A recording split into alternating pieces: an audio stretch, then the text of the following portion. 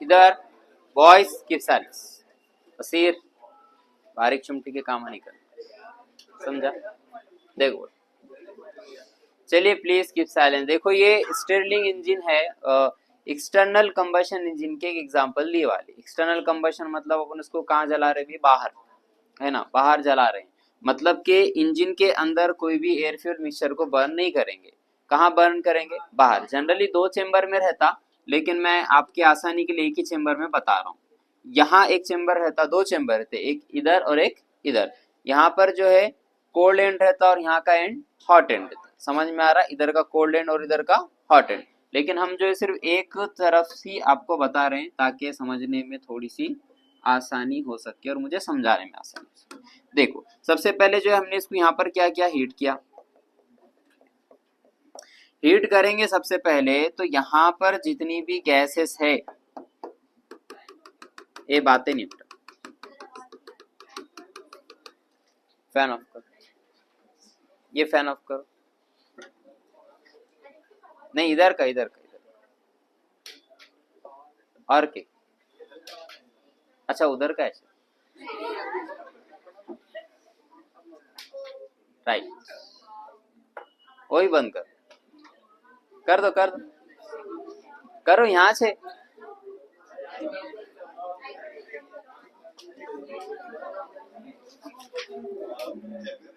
ए बेटा बॉयस बात नहीं, कीप साइलेंस। 1 मिनट इधर, इधर देखो। यहाँ पर अपन ने क्या किया? इसको हीट किए। जैसे इसको हीट कर रहे हैं सबसे पहले क्या होगा? यहाँ पर टेम्परेचर क्या करेगा? इंक्रीज करेगा। इसे पीवीटीएस डायग्राम साथ ही बनाते हैं, पीवीटीएस नहीं सॉरी, सिर्फ और सिर्फ पीवी डायग्राम बनाते हैं, पीवी डायग्राम। ठीक है, सबसे पहले हीट कर रहे हैं तो अंदर जो है टेम्परेचर बढ़ेगा। ठीक है, पहले हीट अंदर ऐड होगी, पहले हीट अंदर ऐड होगी, ऐड होगी अंदर क्या बढ़ते जाएगा? प्रेशर बढ़ते जाएगा। ठीक है, कांस्टेंट वॉल्यूम पे इसमें क्या ऐड होगी? हीट ऐड होगी। जब हीट पूरी ऐड हो रही उस टाइम पे वॉल्यूम कांस्टेंट, लेकिन क्या बढ़ रहा? प्रेशर।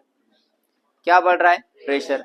हीट अंदर ऐड हो रही, क्या बढ़ रहा है? प्रेशर। जब हीट ऐड हो गई उसके बाद क्या होगा? उसके बाद पिस्टन कहाँ जाएगा?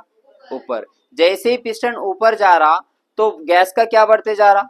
वॉल्यूम बढ़ते जा रहा। वॉल्यूम बढ़ रहा और कम क्या हो रहा है इसका? प्रेशर, है ना।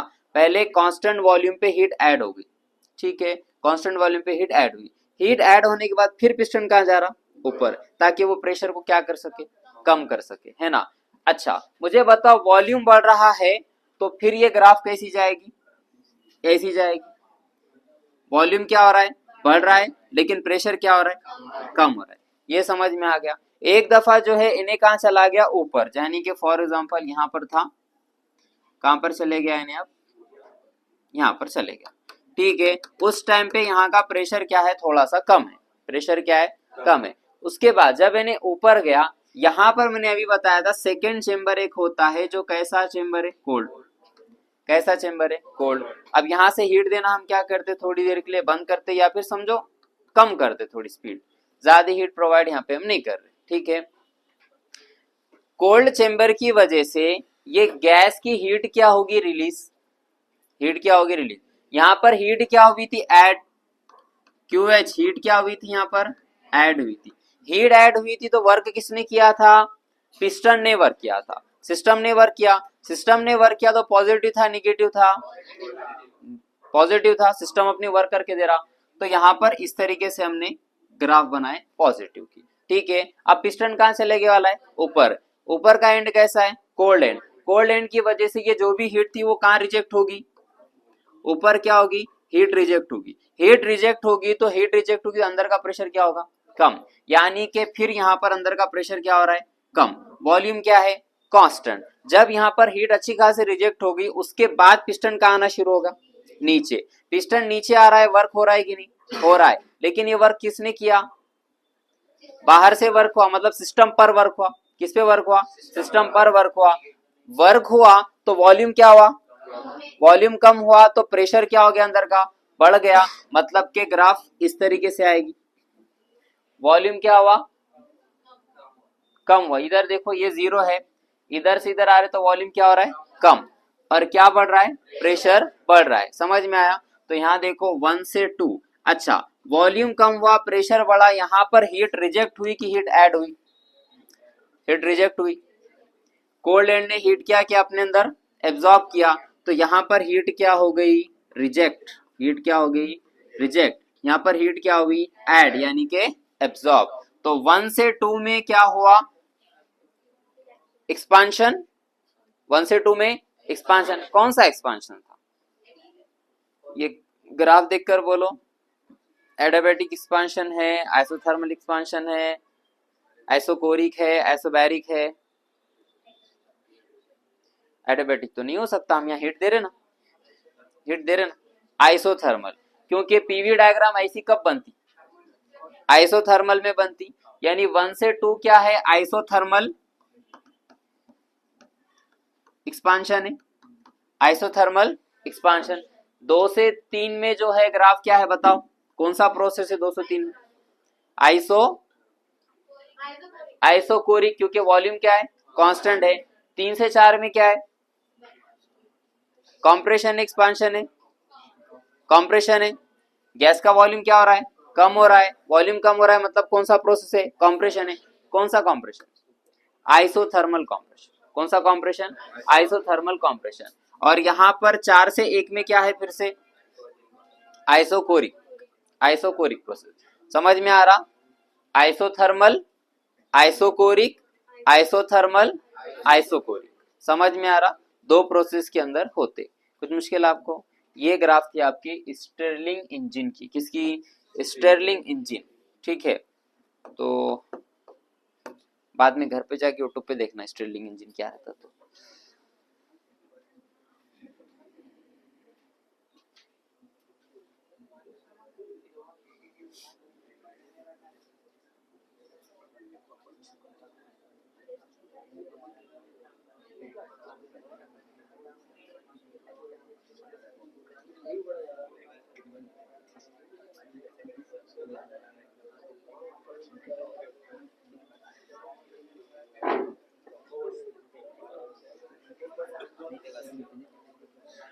बताइए।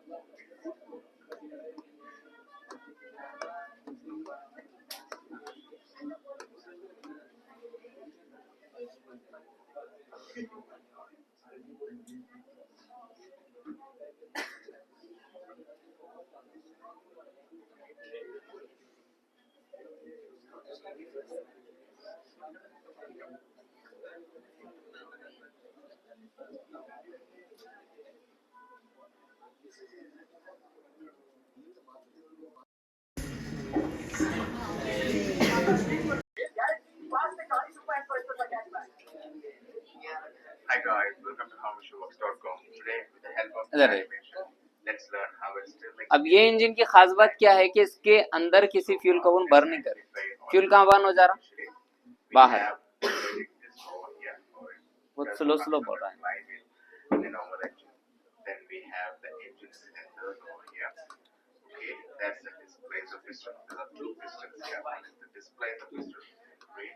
And then we have power piston, which is ours. Okay, you can see something over here. Those are connected towards both pistons. You can see the animation and learn how exactly animation. Right? Then I would say the expansion of gas when heated and compression of gas actually makes the sterile engine one. So we have air getting expanded inside engine, the inside engine, and outside like we have. This engine works on the principle that air expands when heated and contracts when cooled. The expanding and contracting air drives the देख,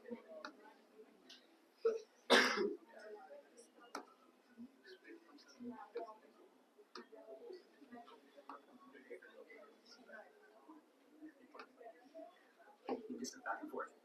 When the air expands, ये hot and देखो यहाँ पर इसको क्या कर रहे हैं? गर्म कर रहे हैं। और ये इधर हीट सिंक है। हीट सिंक दिख रहा है आपको?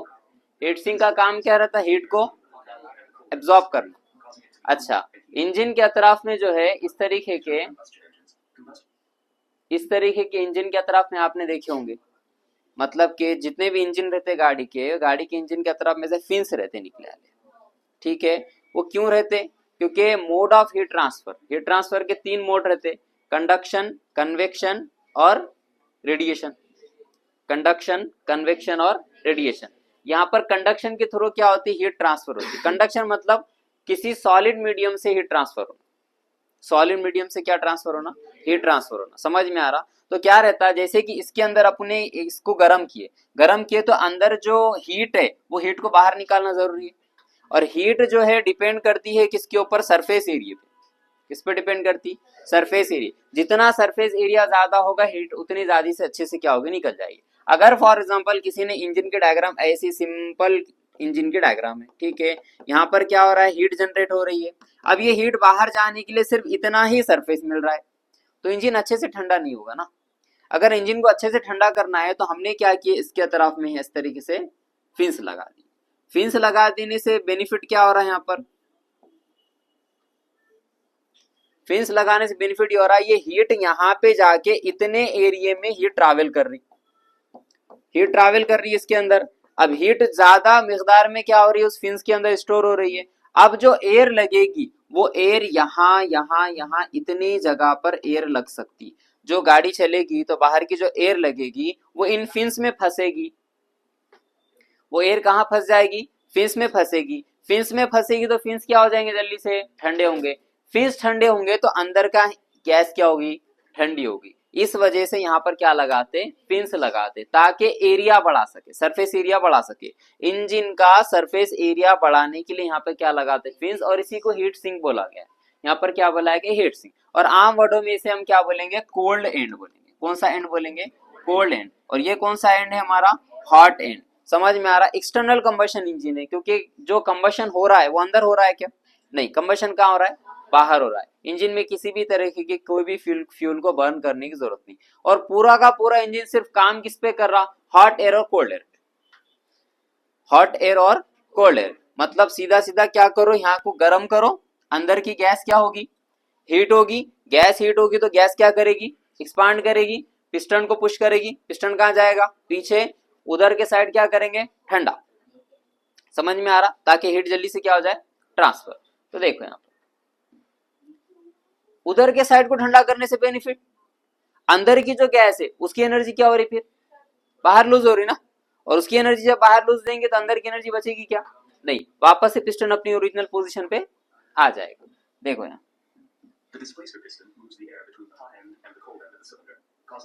अभी बहुत सारे कंपोनेंट थे, डिस्प्लेसर वगैरह, उतना समझ के कोई फायदे का नहीं। कहाँ समझते हो, इंजीनियरिंग हो जाती थी।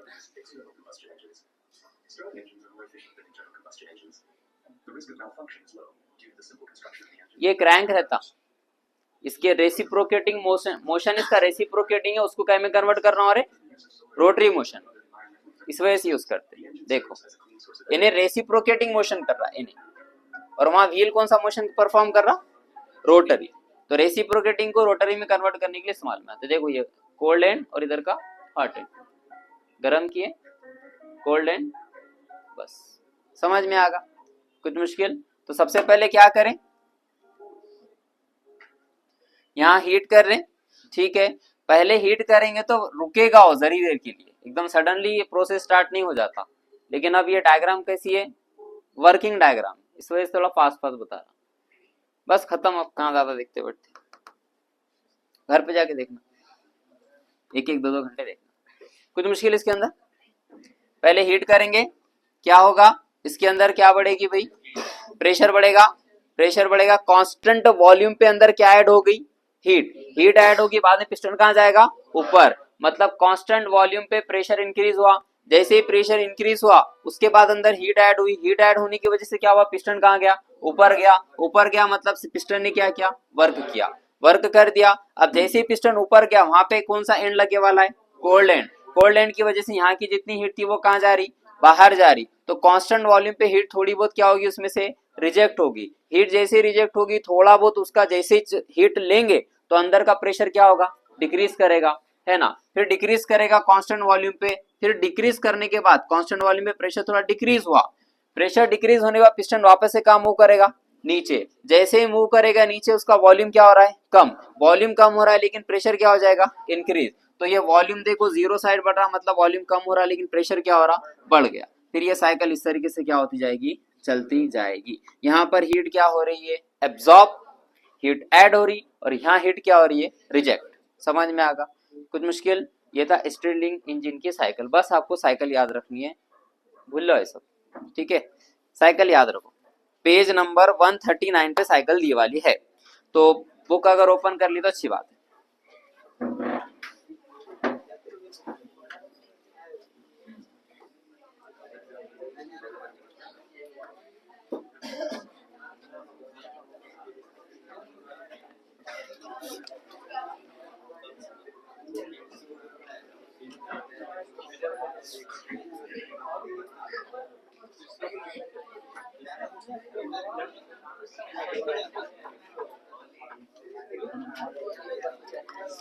इधर एक मिनट प्लीज। तो क्या कर सकते हो, फरहान इधर देखो। तो इसकी जो डायग्राम अगर अपन बना रहे हैं, तो डायग्राम बनाने पर थ्योरी ना सिंपल से बोलना, ऐसा 1 2 3 ऐसा कि इन्होंने क्या दिया, A B C D format में दिया। तो यहाँ पर ए बी कर्व बोल के हेडिंग लगाना, उसको एक्सप्लेन करना, बी सी बोल कर हेडिंग लगाना, उसको एक्सप्लेन करना, सी डी बोलकर और डी ए बोलकर हेडिंग लगा एक्सप्लेन करना। ए से बी में अपन क्या एक्सप्लेन करेंगे, ए से बी में अपन एक्सप्लेन ये करेंगे, heat is added, heat is added isothermally, isothermally due to this volume of gas increases, gas का वॉल्यूम क्या हो जाएगा, increases, and pressure is decreases. Okay, फिर यहाँ बी से सी में, बी से सी में क्या बोलेंगे, heat rejected eight constant volume, constant volume पे हीट क्या हो रही है, यहाँ पर रिजेक्ट हो रही है। समझ में आ रहा? उसके बाद क्या हो रहा, सी टू डी के अंदर क्या है, heat is rejected and volume of gas is decreases and pressure is increases. और यहाँ पर डी टू ए में क्या बोलेंगे, यहाँ पर वापस से heat is added at constant volume, constant volume पे इसके अंदर हीट क्या हो रही है, ऐड हो रही है। अपने अल्फाज में थ्योरी बोल देने का। समझ में आ रहा? ये डायग्राम देखने का, अपने अल्फाज में डायग्राम पे की थ्योरी क्या करने का, बोल देने का। थ्योरी याद करते बढ़ने की आपको कोई भी जरूरत नहीं है, ठीक है। ये हो गया स्टिरलिंग इंजन हो गया। अब वर्क डन था, एक वर्डन आपके बुक में बचा हुआ था, ढूंढने तो दे, मुझे नहीं मालूम अभी कहाँ है, तो पेज नंबर पेज नंबर 126 पे question number 68, drive an expression for work done in adiabatic process, work done in idea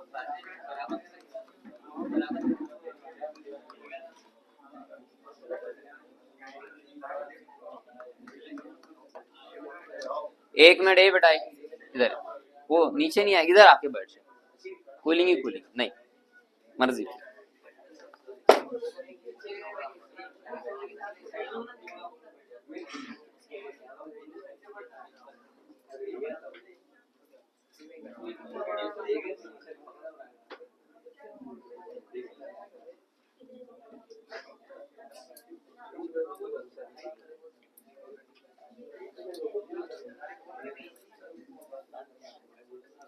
चलिए इधर क्वेश्चन है, drive expression for work done in adiabatic process, work done in adiabatic process.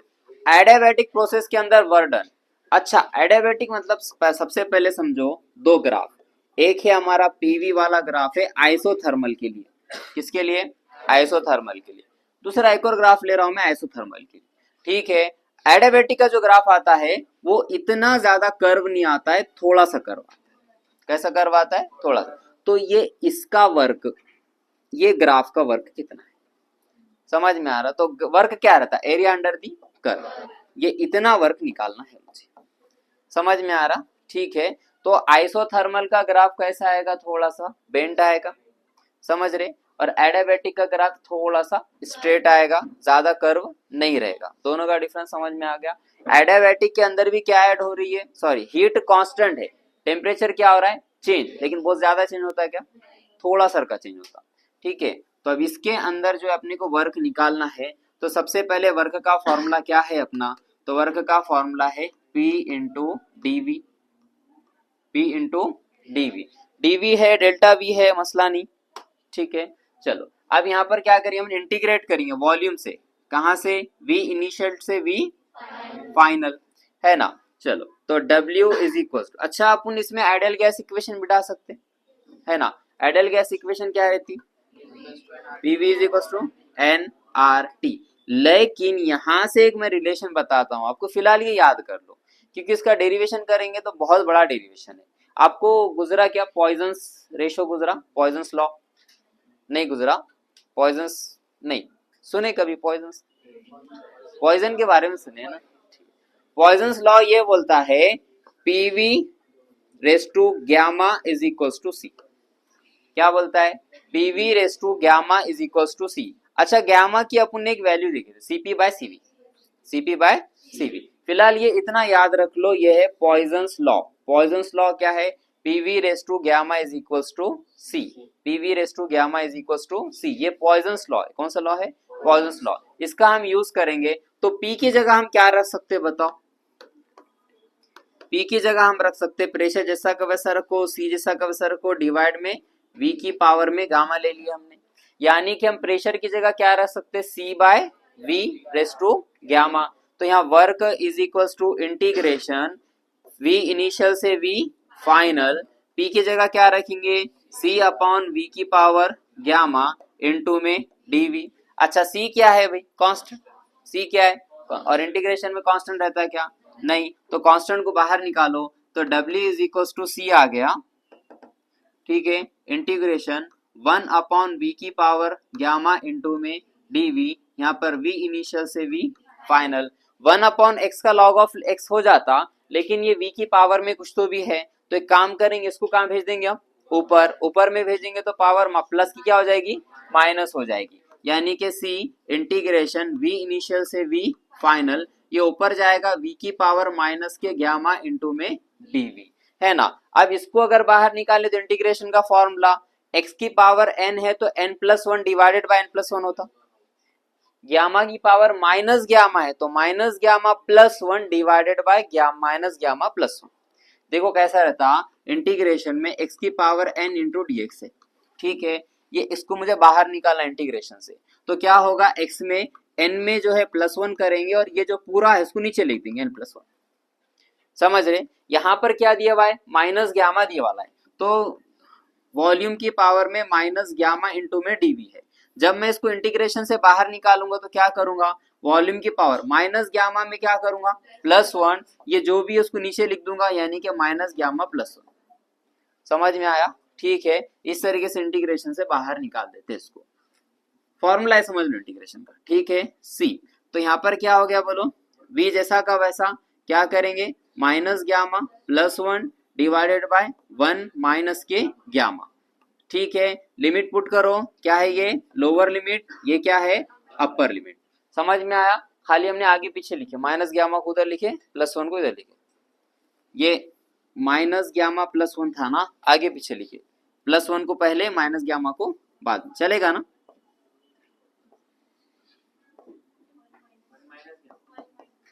ठीक है, इतना हो गया, ये है वर्क, ठीक है। अब आगे डेरिवेशन कैसा बढ़ाएंगे, तो एक काम करते हैं, ये जो ऊपर गए वाला है इसको वापस से कहाँ ला लेंगे, नीचे, और इसको कम बाहर निकाल लेंगे, बाहर निकाल ले सकते ना। तो हमने क्या किया देखो यहाँ सिंपल सा, ओके, तो वॉल्यूम के रेस्पेक्ट में तो गामा की वहां कोई जरूरत है क्या, नहीं, C यहाँ पे 1 माइनस गामा, तो यहाँ पर क्या बचा देखो, डिवाइड में ला लिए तो वॉल्यूम की पावर में क्या हो जाएगा, माइनस से मल्टीप्लाई, तो minus minus plus, gamma plus हो जाएगा, 1 क्या हो जाएगा, माइनस हो जाएगा, यानी कि वॉल्यूम की पावर में गामा -1, और यहाँ पर क्या है, V इनिशियल से V फाइनल। इतना समझ में आया, ऊपर कुछ भी नहीं तो क्या बचे वाला है अभी 1, इसमें कुछ मुश्किल आपको, ठीक है। अच्छा, एक बार क्या पुट करेंगे अपर लिमिट, एक बार क्या पुट करेंगे लोअर लिमिट, यहाँ भी कर सकते, थोड़ा आगे, चलो आगे करेंगे मसला, इसके आगे और क्या कर सकते देखो,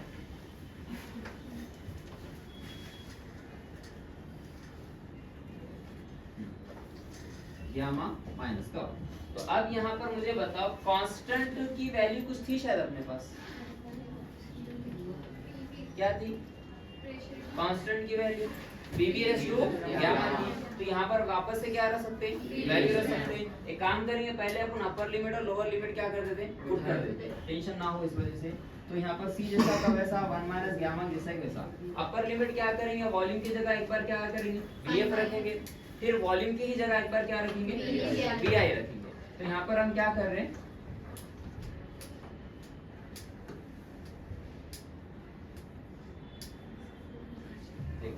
यहाँ पर हमने क्या किया, अपर लिमिट क्या है यहाँ पे 1 डिवाइडेड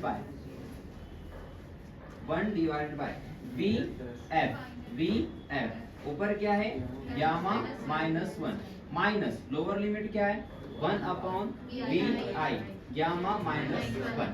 इस तरीके से रख दिया अपन ने, ठीक है। अच्छा अब ये यहाँ पर है, अब ये c की जगह क्या रख सकते हैं अपन, c की जगह रख सकते हैं अपन PV raise to gamma is equals to c। लेकिन यहाँ दो कंडीशन दे रहा, एक इनिशियल कंडीशन और एक फाइनल कंडीशन। बॉयल्स लॉ में क्या कर रहे थे अपन, PV is equals to constant था, PV is equals to constant था, तो हमने क्या लिए थे P1 V1 is equals to constant, P2 V2 is equals to constant. तो P1 V1 P2 V2 दोनों किसके इक्वल, कांस्टेंट के इक्वल है। मतलब के इनिशियल और फाइनल के लिए ये लगाएंगे।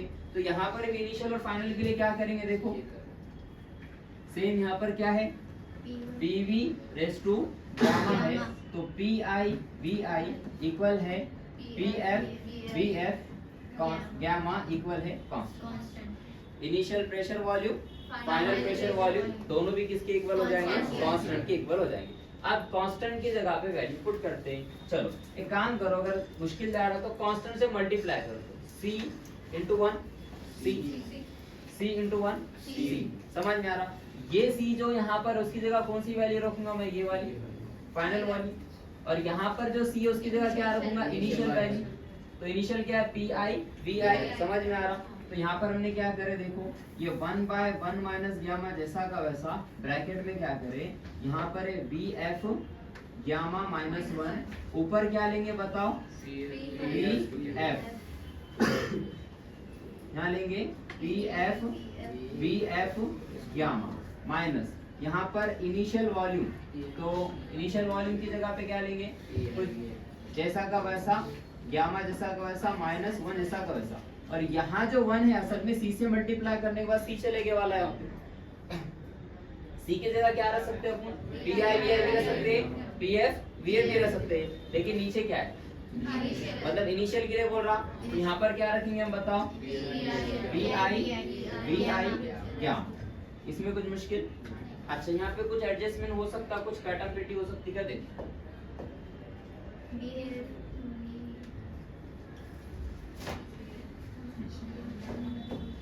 देखो यहाँ पर सिंपल क्या कर सकते हैं अपन, 1 अपॉन 1 माइनस गामा नीचे का नीचे रखेंगे, और ऊपर में क्या करेंगे, ये VF जो है नीचे तो ऊपर जाके क्या हो जाएगा माइनस, यानी कि माइनस गामा प्लस 1 हो जाएगा, और ये भी क्या हो जाएगा माइनस गामा प्लस का 1 हो जाएगा। अच्छा VF ऊपर भी है, ये माइनस गामा प्लस गामा क्या हो जाएगा कैंसिल, खाली VF बचेगा। यहाँ पर भी देखो VI जो है यहाँ पर गामा है, माइनस प्लस गामा है, ऊपर जाके माइनस, ऊपर का माइनस का गामा, ये प्लस का गामा क्या हो जाएगा कैंसिल, खाली क्या बच जाएगा VI बच जाएगा। तो देखो कैसा करें हमने, यहाँ पर PF जैसा का वैसा VF जैसा का वैसा, पावर में गामा जैसा का वैसा, इनटू में क्या भेज दिए VF, इनटू में भेजे तो माइनस क्या हो गया गामा, प्लस का क्या हो गया 1। समझ में आया, ठीक है। यहाँ माइनस जैसा का वैसा, PI इनिशियल VI के पावर में क्या है यहाँ पर गामा, इसको इनटू में भेजे तो क्या हो गया VI के पावर में क्या चलेगा माइनस का गामा प्लस का 1। क्या इतना समझ में आया।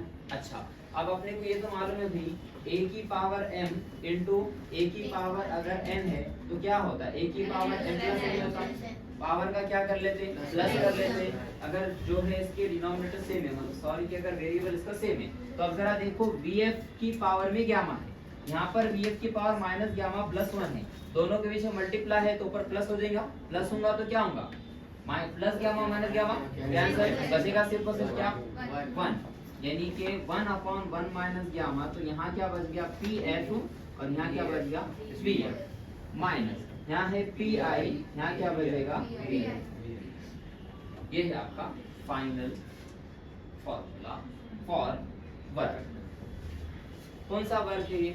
एडिटिव। कौन सा वर्क है? एडिटिव। समझ में आया? ठीक है, एक बार फिर से बताया था, देख लो और ये लिख लो, क्योंकि बुक में थोड़ा सा हार्ड है, आपको समझ नहीं आया।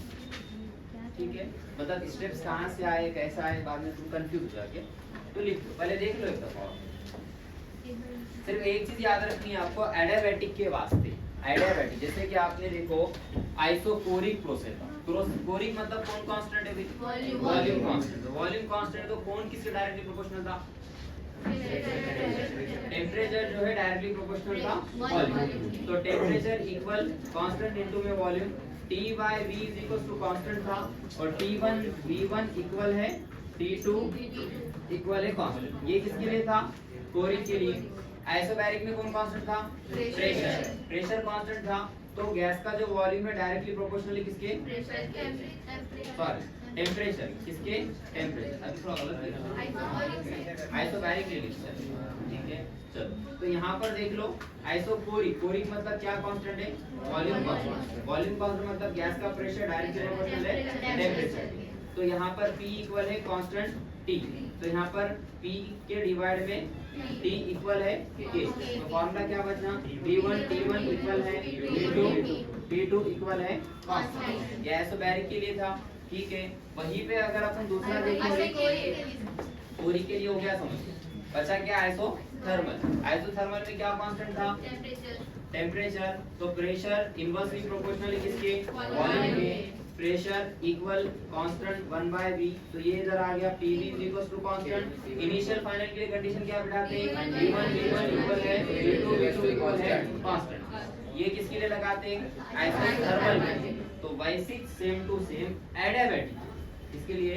एडियाबैटिक। एडियाबैटिक के लिए क्या यूज करना? देखो PV raise to gamma is equal to constant. समझ में आ रहा? इनिशियल के लिए क्या यूज करोगे? P1 V1 raise to gamma equal है कांस्टेंट, और P2 V2 raise to gamma equal है कांस्टेंट। इस वजह से P1 V1 raise to gamma equal है P2 V2 raise to gamma equal है कांस्टेंट। अपने डेरिवेशन में फिजिक्स की बुक के अंदर यहाँ 1 और 2 देने के बजाय इनिशियल और फाइनल देना, तो 1 की जगह I रखना, 2 की जगह F रखना। समझ में एक बात? ठीक है, तो देख लो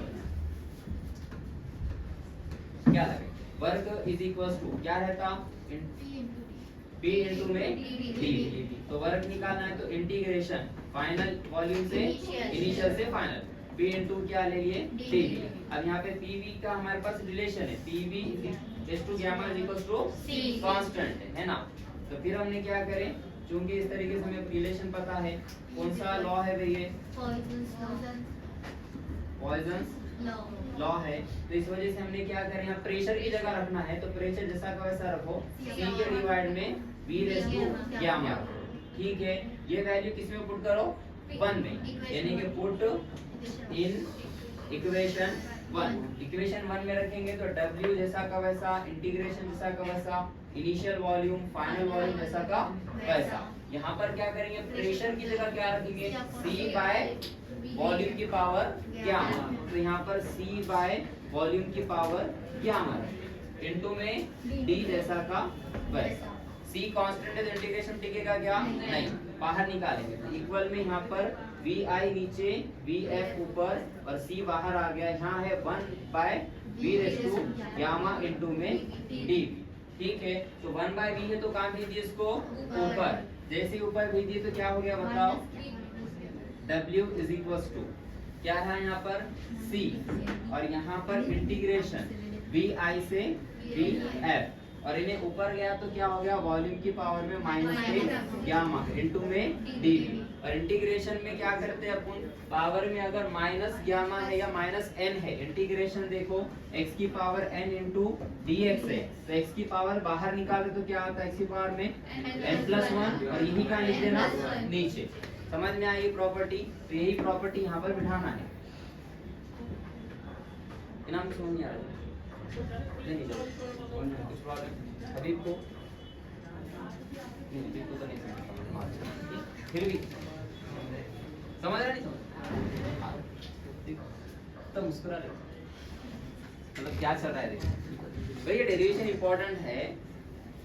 डेरिवेशन एग्जाम में आते हैं फिजिक्स के अंदर। इसमें से ये चैप्टर के दो डेरिवेशन इंपॉर्टेंट, एक वर्क डन का कौन सा, आइसोथर्मल प्रोसेस का, और दूसरा एडियाबैटिक, ठीक है, ये रह गया वाला।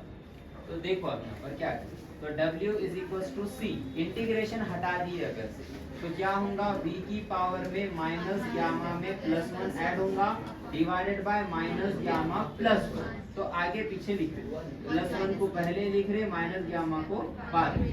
लिमिट है, लोअर लिमिट इनिशियल है, फाइनल लिमिट VF, समझ में आया, ठीक है। अब हम क्या करें, ये जो ऊपर था इसको कहाँ लिखना है, अगर वापस से नीचे लिखना है तो उस ऊपर वाले को क्या कर लगाते, माइनस, तो माइनस नीचे वाले के ऊपर लेके तो क्या लगाते, माइनस, तो इन्हें रिवर्स लेके जाएंगे तो क्या हो जाएगा, देखो C इनटू, तो यहाँ पर क्या हो जाएगा, ये 1 माइनस गामा हमने बाहर ला लिए पहले, तो बाहर लाने के बाद यहाँ पर क्या बचा, देखो 1 डिवाइडेड बाय V की पावर प्लस का गामा माइनस का 1, प्लस का गामा माइनस का 1। यहाँ पर लिमिट क्या है, V इनिशियल से V फाइनल, ठीक है। अब देखो हमने क्या किए, ये लिमिट पुट करे, V की जगह पे एक बार लोअर लिमिट इनिशियल, एक बार अपर लिमिट फाइनल, तो यहाँ पर हमने लिख दिया C divided by 1 minus gamma. तो चलिए, तो अपर लिमिट लोअर लिमिट क्या है, 1 का 1, V की जगह पे क्या रखे, VI, गामा -1 जैसा का वैसा, अपर लिमिट -2, करेक्ट। तो अपर लिमिट क्या है, फाइनल, माइनस लोअर लिमिट क्या है, V initial gamma -1, upper limit minus lower limit, ये लिमिट रख दिए, ठीक है। अच्छा, यहाँ पर क्या है, C है, C असल में क्या था, PV रेज़ टू गामा था। अच्छा, चूंकि हमें पता है C से पहले मल्टीप्लाई कर देंगे, किससे बढ़ा ही देंगे, 1/1 माइनस गामा, तो यहाँ पर क्या आएगा, C के डिवाइड में VF gamma -1 minus 1 upon C ले लेंगे, C अपॉन V की पावर गामा -1, ठीक है। अब C के हमारे पास एक चीज याद रखना, PV raise to gamma is equal to constant है, तो इसी को कैसा लिख सकते हैं अपन, VI raise to gamma equal है VF raise to gamma equal है कांस्टेंट, यानी कि C की जगह आप TI VI भी रख सकते हैं, PF VF भी रख सकते हैं। तो हम C की जगह यहाँ पर क्या रखेंगे, फाइनल के लिए रखेंगे, और यहाँ पर क्या रखेंगे, इनिशियल के लिए रखेंगे। तो यहाँ पर क्या हो जाएगा, देखो W is equal to, integration तो चला गया, 1/1 माइनस गामा, इधर C की जगह क्या रख रहे हैं हम यहाँ पर, VF की पावर गामा, नीचे क्या है बताओ, VF पावर में गामा -1।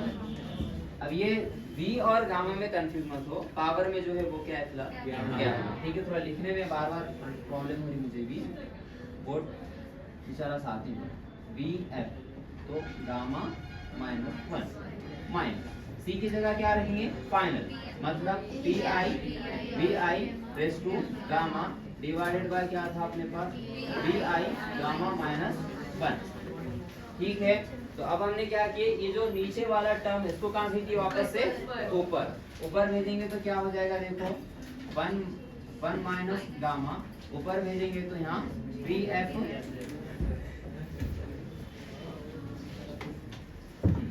तो यहाँ पर हो जाएगा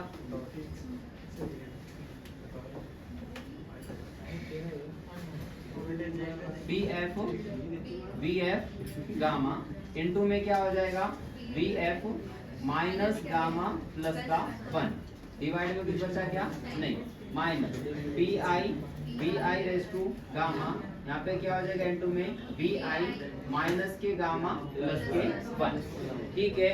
तो यहाँ देखो माइनस गामा प्लस गामा क्या है, तो यहाँ W इज इक्वल टू क्या बचा, 1/1 माइनस गामा, इधर क्या है PF into VF minus PI into VI, ये है आपका वर्क डन का फाइनल फॉर्मूला, समझ में आ रहा है, ठीक है।